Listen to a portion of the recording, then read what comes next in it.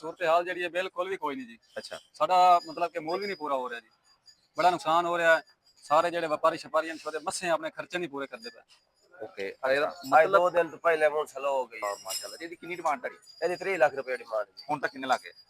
ਹੁਣ ਲੱਗਦਾ ਖਲਾ 10 12 10 12 ਅੱਛਾ 30 ਦੀ ਬਜਾਏ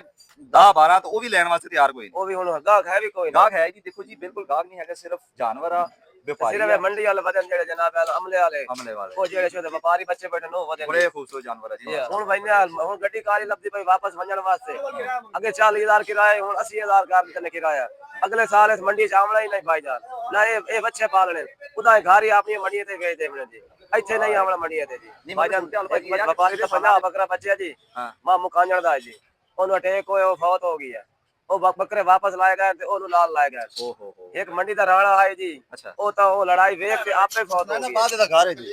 ਇਸ ਕੰਮ ਅਸ ਕਮ 50 ਜਾਨਵਰ ਆਂਦਾ ਹੈ ਹਾਂਜੀ 50 ਜਾਨਵਰ ਚੂਹੇ ਤੇ 15 ਜਾਨਵਰ ਵਿਕੇ ਨੇ ਬਕਾਇਆ ਇਸ ਘਰ ਲਾ ਕੇ ਜਾ ਰਿਹਾ ਗਾਹਕ ਹੈ ਨੀਗਾ ਅੱਛਾ ਲੈ ਚੱਲੇ ਵਾਪਸ ਫਾਰਮ ਤੇ ਨਹੀਂ ਐਰਕੀ 60000 ਦਾ ਵਾ ਇਹ ਕੱਲ ਜਨਾਬ ਇਦੋਂ ਇੱਕ ਦਿਨ ਪਹਿਲੇ ਤੱਕ ਇਹ ਜਾਨਵਰ ਜਿਹੜਾ ਨਾ ਇਹਦੀ ਕੀਮਤ ਮੇਰੇ ਹਿਸਾਬ ਦੇ ਨਾਲ 80 85 ਸੀਗੀ ਤੇ ਅੱਜ ਡਿਮਾਂਡ 60 ਵਾ ਕਹਿੰਦਾ 55 60 ਦਾ ਦੇ ਦੇਣਾ